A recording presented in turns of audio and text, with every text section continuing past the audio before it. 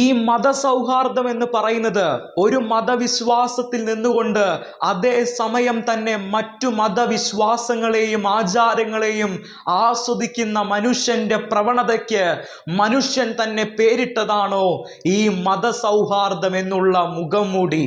പ്രിയപ്പെട്ടവരെ, എല്ലാവരും പൂരങ്ങൾ ആഘോഷിക്കും, അതുപോലെ ക്രിസ്തുവിനെ അറിഞ്ഞവൻ ആഘോഷിക്കാൻ സാധിക്കില്ല.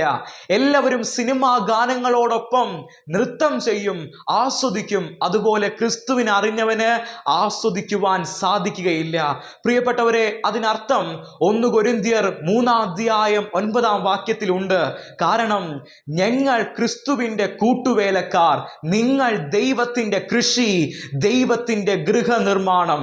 അതിൻ്റെ അർത്ഥം ഞാനും നിങ്ങളും വേർതിരിക്കപ്പെട്ട ഒരു കൂട്ടമാണ്, വേർതിരിക്കപ്പെട്ട ഒരു ജാതിയാണ്.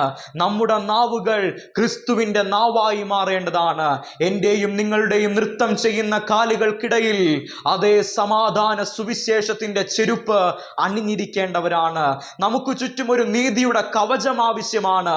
എന്റെയും നിങ്ങളുടെയും കൈകളിൽ അതേ ഇരുവായ് തലയുള്ള ഏതു വാളിനേക്കാളും മൂർച്ചയേറിയ സുവിശേഷം എന്ന വാൾ ആവശ്യമാണ്.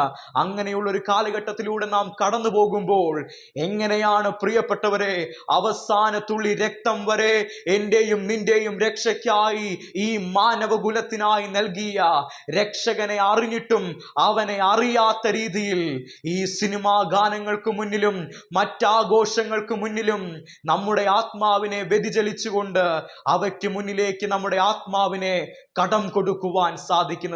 പ്രിയപ്പെട്ടവരെ, എന്റെയും നിങ്ങളുടെയും നാവുകൾ പവിത്രമായ നാവുകളായി മാറണം.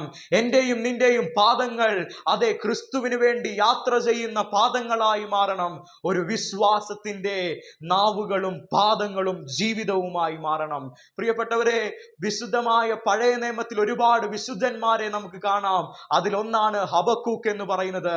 ഹബക്കൂക്കും നൃത്തം ചെയ്തു, അവന്റെ കാലുകളും മാൻപേട കാലുകളെ പോലെയായി. പക്ഷേ ഹബക്കൂക്ക് നൃത്തം ചെയ്തത് ഒരു അന്യ ദേവന്റെ മുൻപിലല്ല, മറ്റ് ലോക ഗാനങ്ങൾക്ക് മുന്നിലല്ല. അവൻ നൃത്തം ചെയ്ത് ആരാധിച്ചത് താൻ സേവിക്കുന്ന സത്യദൈവമായ യഹോവയുടെ മുന്നിലാണ്.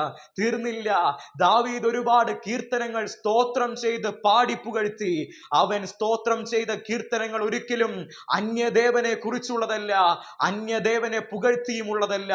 മറിച്ച് അവൻ സേവിക്കുന്ന, അവൻ മുഖാമുഖമായി കണ്ട കർത്താവിനെ കുറിച്ചുള്ളതായിരുന്നു. പ്രിയപ്പെട്ടവരെ, നമുക്ക് വിശുദ്ധരാകാം, എല്ലാവരെയും സ്നേഹിക്കാം. ദൈവനാമം മാത്രം മഹത്വപ്പെടുമാറാകട്ടെ.